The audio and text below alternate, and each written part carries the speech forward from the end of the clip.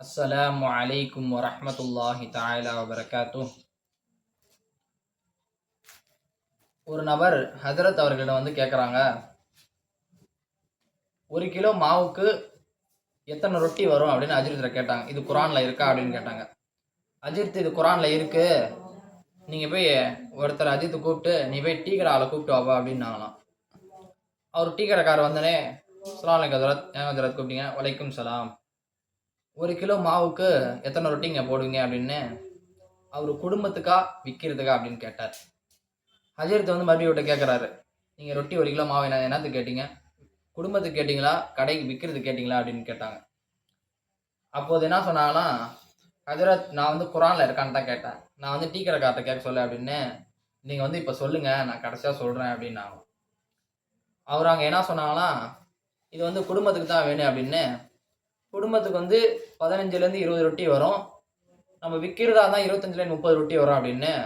அவர் என்ன சொன்னார், எனக்கு குடும்பத்துக்கு வேணும் அப்படின்னு டீ கடைக்காரர் அஜித் வந்து சொல்லிட்டாங்க. குடும்பத்துக்கு அவங்களுக்கு ரொட்டி வேணுமா, நீங்கள் போய் ரொட்டி போடுங்க அப்படின்னு டீ கடைக்காரர் போயிட்டார். அவர் இப்போ என்ன சொல்கிறாருன்னா, ஹஜரத், நான் உங்களை வந்து குரானில் இருக்கான்னு தானே கேட்டேன் அப்படின்னு. இப்போ ஹஜரத் சொல்கிறாரு, அல்லாஹு தாலா குரானில் நமக்கு தெரியாத ஒன்றை தெரிந்தவர்களிடம் கேட்டுக்கொள்ளுங்கள் என்பதாக அல்லாஹு தாலா குரானில் சொல்லியிருக்கான். அதுக்கு அஜித் சொல்கிறாரு, ஒரு கிலோ மாவுக்கு எனக்கு எத்தனை ரொட்டி வரும்னு எனக்கு தெரியாது, அதனால் நான் வந்து தெரிந்தவர், எனக்கு தெரியாதனால நான் டீ கடைக்கார்ட்ட அவருக்கு தெரியும், அதனால் நான் தெரிஞ்சுக்கிட்டேன் அப்படின்னு கேட்டபோது, அவர் கேட்டவர், இந்த மாரியும் அல்லாஹ் தாலா குரான்ல சொல்லியிருக்கானா, தெரிந்தவர்களிடம் தெரியாத விஷயத்தை தெரிந்தவர்களிடம் கேட்டுக்கொள்ளுங்க அப்படின்னு சொல்லியிருக்கானா, அது எனக்கு தெரியாது அப்படின்னு சொன்னபோது ஹஜரத் அவர்கள் அவர் விளக்க சொல்றார்கள், இப்போ வந்து ஒரு சிறிய பிள்ளை ஒருத்தர் இருக்கிறார்கள், அவர் வந்து ஓதியிருக்காரு, வயசுல மூத்தவர்கள் வந்து பள்ளியாசல்ல தொழுறாங்க, அவருக்கு வந்து எப்படி தொழுணும்னு தெரியல, அவர்கள் வந்து கூச்சப்படக்கூடாது. அவங்க தம்பி, இந்த ரக்காயத்து எப்படி தம்பி தொழணும், ஃபர்து எத்தனை ரக்காயத் தம்பி, சுன்னத் எத்தனை ரக்காயத் தம்பி அப்படின்னு கேட்கறதுல தப்பு இல்லை. அல்லாஹ் தாலா சொல்லியிருக்கான், நீங்க வந்து சின்னவர்கள் பெரியவர்கள் என்று பார்க்காதீர்கள், நீங்கள் யாரா இருந்தாலும் கேளுங்கள் என்று அல்லாஹ் தாலா திருக்குரானில் கூறியிருக்கின்றார். ஆகையால் நாம் அனைவரும் எந்தெந்த விஷயம் நமக்கு தெரியவில்லையோ அதை நாம் தெரிந்தவர்களிடம் கேட்டு தெரிந்து கொள்ளுங்கள்.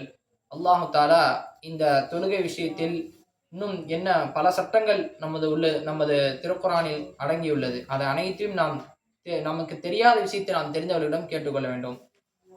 ஆகையால் மீதியுள்ள ரமதானுடைய மாதத்தை நாம் அதிகமாக நன்மை செய்யக்கூடிய பாக்கியத்தை வல்ல அல்லாஹ் எனக்கும் உங்களுக்கும் நம் அனைவருக்கும் தந்தருள் புரிவானாக.